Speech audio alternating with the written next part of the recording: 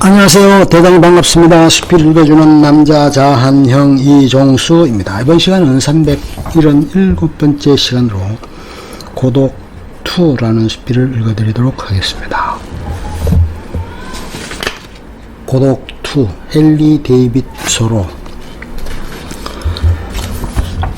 죽은 사람이 눈을 뜨고 다시 살아날 가망이 있으면 그에게는 시간이나 장소 같은 것은 문제되지 않을 것이다. 그러한 기적이 일어날 수 있는 장소는 항상 같으며 그러한 장소는 우리의 오관에 흥분할 수 없는 즐거움을 준다. 대체로 우리는 핵심에서 벗어나고 일시적인 일만 주요 관심사로 삼는다. 바로 그것이 우리의 정신이 교란되는 근본 원인인 것이다. 만물 옆에는 그것의 존재를 형성하는 어떤 힘이 있다. 우리들 바로 옆에서 가장 중대한 여러가지 법칙들이 끊임없이 실행되고 있다. 우리들 바로 옆에는 어떤 일꾼이 있다. 그는 우리가 고용하고 우리가 항상 더불어 이야기하기를 좋아하는 일꾼이 아니라 바로 우리 자신을 일감으로 삼아 끊임없이 일하고 있는 어떤 큰 일꾼인 것이다. 천지의 오묘한 힘은 그 영향이 얼마나 넓고 깊은가. 그 힘을 보려고 하지만 우리 눈에 보이지 않으며 들으려고 하지만 우리 귀에 들리지 않는다. 그것은 만물의 본질과 같은 것이어서 만물과 분리될 수 없다. 그 힘의 작용으로 천하의 사람들은 마음을 순화하고 성스럽게 하며 의복을 갖추어 조성의 제사를 받든다. 그것은 오묘한 지혜의 대양이다. 그것은 우리의 위와 좌우 도처에 있으며 사방에 우리를 둘러싸고 있다. 중용. 우리는 내가 적잖이 흥미를 갖고 있는 어떤 실험의 피험자들이다. 이런 상황에서 우리가 잠시나마 어울려 잡담이나 하는 것을 삼가고 우리 자신의 사고로 스스로를 위안하면서 지낼 수는 없을까? 공자는 다음과 같은 진리의 말을 했다. 덕은 결코 외롭지 않으며 반드시 이웃이 있다. 사색을 함으로써 우리는 건전한 의미의 열강 속에 빠질 수 있다. 마음의 의식적인 노력으로 우리는 행위들과 그 결과로부터 초연하게 서 있을 수 있다. 그렇게 되면 만사는 좋은 일이든 나쁜 일이든 경류처럼 우리의 옆을 지나치게 된다. 우리는 자연 속에 전적으로 몰입되어 있지는 않다. 나는 시냇물에 흘러가는 나무 토막일 수도 있고 또한 하늘에서 그 나무 토막을 내려다보고 있는 인드라 신일 수도 있다. 나는 어떤 연극 공연의 감동을 받을 수도 있지만 반면에 나와 훨씬 더 이해관계가 있을지 모르는 실제 사건의 감동을 느끼지 않을 수도 있다.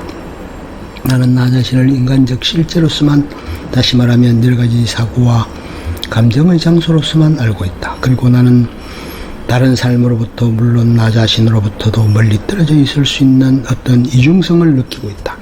인드라, 힌두교 신 중의 하나, 공기, 눈, 비, 바람, 천둥 등을 다스린다. 나의 경험이 아무리 강렬하더라도 나의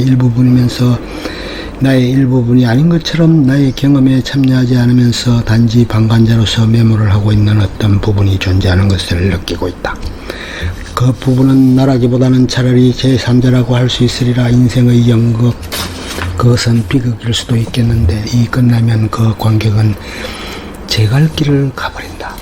그 관객에 관한 한 그 인생극은 일종의 허구이며 상상의 작품일 따름인 것이다. 이러한 이중성은 종종 우리를 변변치 않은 이웃이나 친구로 만들기에 충분한 것이다. 나는 대부분의 시간을 혼자 지내는 것이 심신에 좋다고 생각한다. 아무리 좋은 사람들이라도 같이 있으면 곧 실증이라고 주의가 산만해진다. 나는 고독만큼 친해지기 쉬운 것을 아직 찾아내지 못하고 있다. 우리는 대개 방 안에 홀로 있을 때보다 밖에 나가 사람들 사이에 돌아다닐 때 더 고독하다.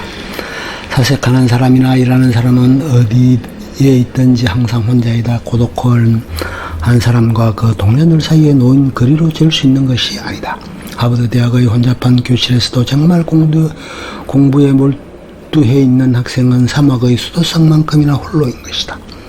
농부는 하루 종일 혼자 밭에서 김을 매거나 숲에서 나무를 캐면서도 외로움을 느끼지 않는다. 그것은 그가 일에 몰두해 있기 때문이다. 그러나 밤에 집에 돌아오면 여러가지 생각이 떠올라 방 안에 가만히 혼자 있을 수가 없다. 그래서 하루 종일 혼자 있었던 것에 대해 스스로를 보상해 줘야겠다고 생각하며 다른 사람을 만나 기분전환을 할 수 있는 곳을 찾아 나서는 것이다. 그러므로 농부는 학생이 밤과 낮의 대부분을 집에 있으면서 어떻게 건태와 우울증을 느끼지 않나 의아해한다. 농부는 학생이 집에 있더라도 농부처럼 그 나름의 밭을 갈고 그 나름의 나무를 베고 있으며, 그런 다음에는 좀 더 집중된 형태이긴 하지만 농부와 똑같은 휴식과 사교를 찾는다는 사실을 이해하지 못하는 것이다. 대체로 사람들의 사교는 값이 너무 싸다.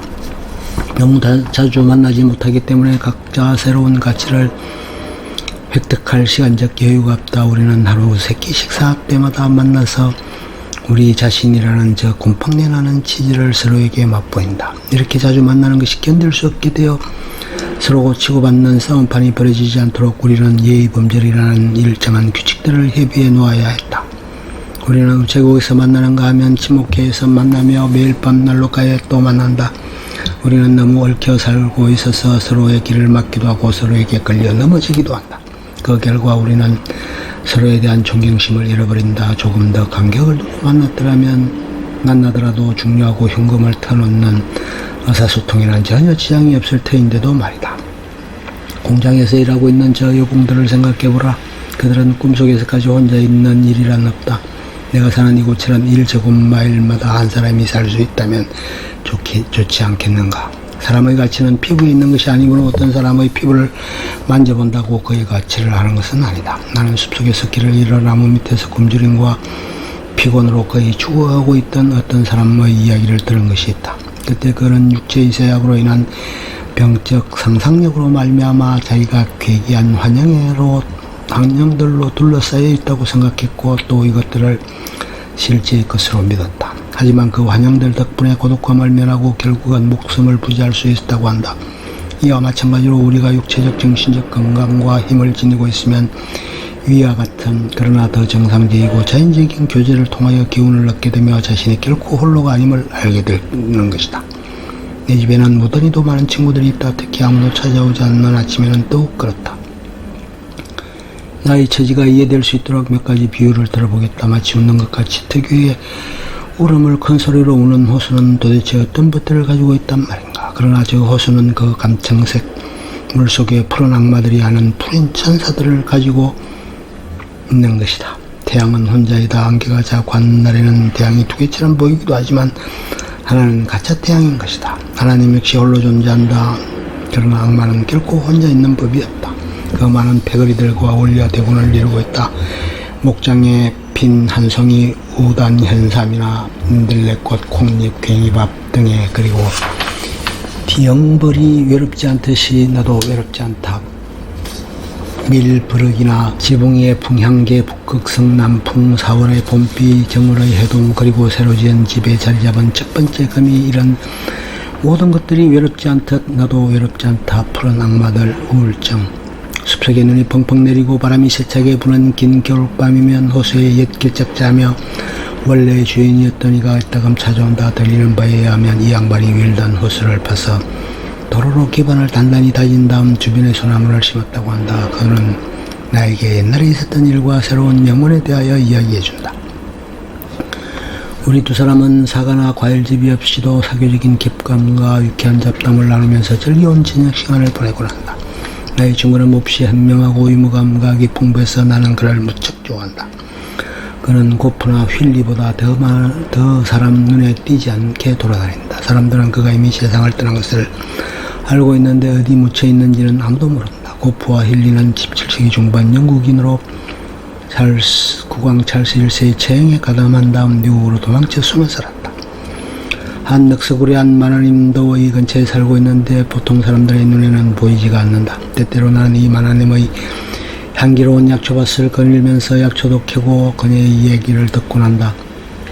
이 마나님은 별데 없는 풍요와 천재성을 겸비한 분인데 뛰어난 기억력은 신화 이전까지 거슬러 올라가 모든 전설의 기원과 그 전설이 어떤 사실에 근거를 두고 있는 것까지 말할 수 있다. 왜냐하면 그 사건들은 그녀가 젊었을 때 일어난 일들이기 때문이다. 안색이 훤하고 기력이 좋은 이 늙은 부인은 어떤 기후나 계절도 다 좋아하며 자신의 자녀들보다 더 오래 살 것 같은 생각이 든다. 자연은 해와 바람과 비 그리고 여름과 겨울은 말로 표현할 수 없이 순수하고 자유로워서 우리에게 무궁무진한 건강과 환희를 안겨준다. 그리고 우리 인류에게 무한한 동정심을 가지고 있기 때문에 만약 어떤 사람이 정당한 이유로 슬퍼한다면 온 자연이 함께 슬퍼해 줄 것이다. 태양은 그 맑음을 감출 것이며 바람은 인간처럼 단식할 것이며 구름은 눈물의 비를 흘릴 것이며 숲은 한여름에도 잎을 떨구고 상복을 입을 것이다. 내 어찌 대지와 교제를 갖지 않겠는가? 나 자신의 일부분이 그 잎사귀이며 식물의 부식토가 아니던가? 우리들을 더 늘 건강하고 명랑하고 만족스럽게 해줄 미학은 무엇인가? 그것은 나나 당신의 정조부가 빚은 환약이 아니고 바로 우리 모두의 정조모인 자연의 예신이 빚은 우주적이고 식물적이고 또 식물학적인 약인 것이다. 이 약을 가지고 자연의 예신은 젊음을 유지해왔으며 수없이 많은 파노인 같은 장수자들보다 항상 더 오래 살았으며 그들의 썩은 지방으로 자신의 건강을 키워왔다. 파노이 토마스 파 152세까지 살았다는 영국의 대표적 장수노이. 내가 원하는 만병통치약은 엉터리 여사가 저승의 강과 사이의 물로 조제해서 병의 운반용으로 제작된 것을 종종 볼 수 있는 저 길고 납작한 검은 배와 같은 마차에 싣고 다니면서 파는 물약병이 아니다. 내가 진정 아끼는 만병통치약은 희석되지 않은 순수한 아침 공기 한 모금이다. 이 아침 공기, 만약 사람들이 하루의 원천인 새벽에 이 아침 공기를 마시려 들지 않는다면 그것을 병에 담아 가게에 팔기라도 해야 할 것이다. 아침 시간에 대한 예매권을 잃어버린 세상의 모든 사람들을 위해서 말이다. 그러나 아침 공기는 아무리 차가운 지하실에 넣어둔다 해도 정오까지 견디지 못하고 그 전에 벌써 병마개를 밀치고 새벽의 여신을 따라 서쪽으로 날아가 버릴 것이라는 것을 잊어서는 안 되겠다. 나는 늙은 약초사 아스클레피오스의 딸이며 한 손에는 뱀을 들고 다른 손에는 그 뱀이 마실 물잔을 들고 있는 모습으로 조각에 새겨진 하기 에이야 여신의 숭배자는 아니다. 나는 오히려 주노 여신과 야생 상추의 딸이며 신과 인간을 회춘시킬 능력을 갖고 있으며 주피터 신에게 술을 따라 올리는 모습으로 묘사된 해배 여신을 숭배하는 사람이다. 이 여신이야말로 지구의 역사상 아마 가장 완벽한 신체 조건을 갖춘 가장 건강하고 굳센 젊은 여성이 아니었나 생각한다. 그리고 그녀가 나타나는 곳에는 어디서나 바로 봄이 열리는 것이다. 아기에이야 그리스시나 건강의 여신, 해외 청춘, 봄의 여신. 끝. 좋으면 좋아요, 구독, 알림 설정 눌러주세요. 감사합니다.